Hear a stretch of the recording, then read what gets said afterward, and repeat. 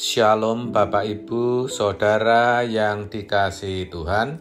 Seri pengajaran hari ini berjudul Agar Bisa Damai, Tenang, dan Tentram. Saudara, tidak ada yang lebih membahagiakan dalam kehidupan ini kecuali mengalami kedamaian, ketenangan, dan ketentraman.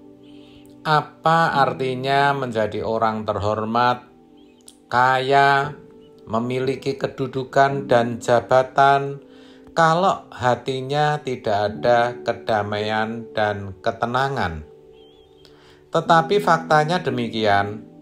Kita melihat orang yang berlimpah harta, tapi hidupnya tidak tenang, selalu cekcok dengan pasangan, anaknya berontak, ada yang kecanduan obat terlarang, ada juga yang hidupnya dikejar-kejar angsuran bank, dan sebagainya.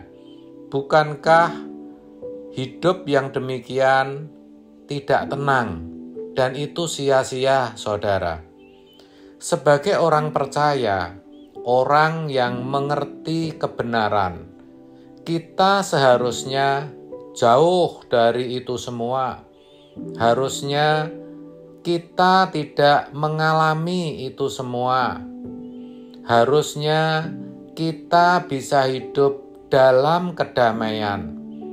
Sebab firman Tuhan berkata dalam Yesaya 32 ayat 17, di mana ada kebenaran, di situ akan tumbuh damai sejahtera, dan akibat kebenaran ialah ketenangan dan ketentraman untuk selama-lamanya. Sayang sekali banyak di antara kita yang masih hidupnya seperti dikejar-kejar waktu.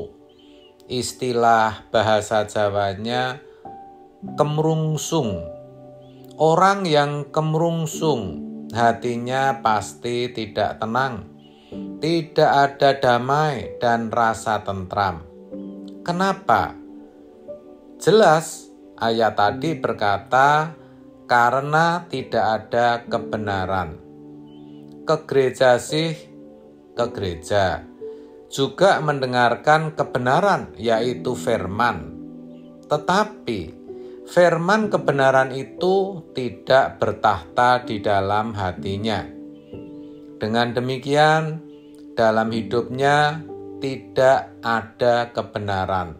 Hidupnya tidak memancarkan kebenaran.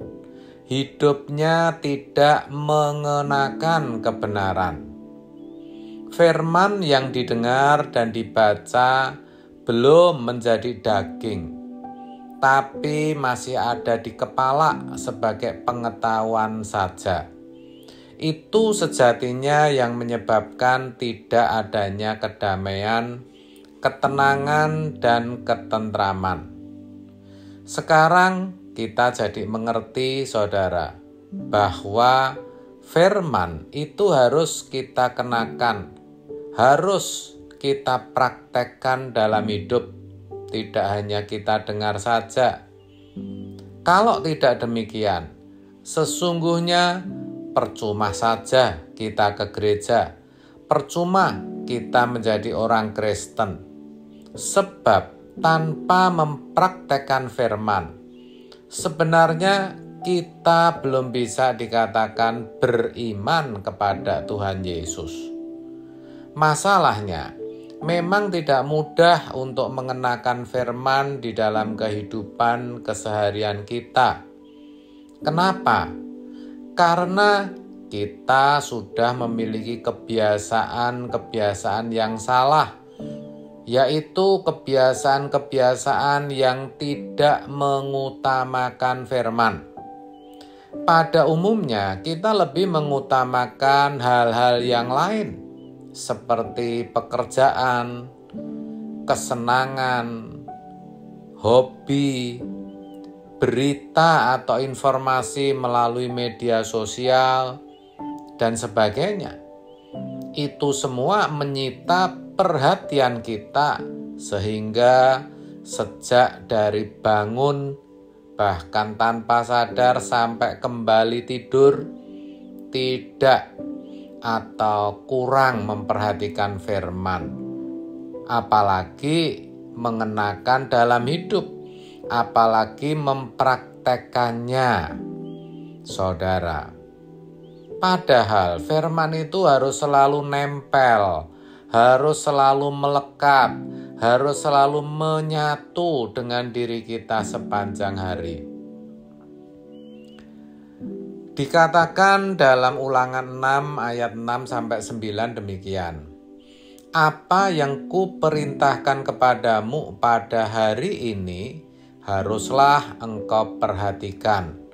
Haruslah engkau mengajarkannya berulang-ulang kepada anak-anakmu dan membicarakannya apabila engkau duduk di rumahmu, apabila engkau sedang dalam perjalanan, apabila engkau berbaring, dan apabila engkau bangun. Haruslah juga engkau mengikatkannya sebagai tanda pada tanganmu, dan haruslah itu menjadi lambang di dahimu, dan haruslah engkau menuliskannya pada tiang pintu rumahmu dan pada pintu gerbangmu. Ya kan, jelas sekali bahwa firman itu harus selalu bersama-sama dengan kita. Itulah sebabnya saudara, pilihan ada pada diri kita masing-masing. Apakah kita lebih menginginkan kedamaian, ketenangan, dan ketentraman atau yang lainnya? Kalau kita tidak menginginkan kedamaian dan ketenangan, ya lanjutkan saja kebiasaan-kebiasaan kita yang salah itu. Tapi kalau kita betul-betul merindukan hidup yang damai, tenang, dan tentram, kita ubah kebiasaan hidup kita. Yang pertama, jangan jadikan apapun dalam hidup ini yang utama kecuali firman Tuhan. Yang kedua, mulailah dengan berdoa, membaca dan merenungkan firman segera setelah kita bangun. Yang ketiga, jalani keseharian kita dengan kesadaran penuh untuk mengingat dan mempraktekkan firman. Saya tahu mungkin kita akan jatuh bangun, enggak apa-apa. Tetapi percayalah, kalau kita tetap nekat, kita terus lakukan itu, kita pasti bisa. Dan yang namanya kedamaian, ketenangan, dan ketentraman itu pasti kita alami, apapun yang terjadi. Amin. Tuhan Yesus memberkati.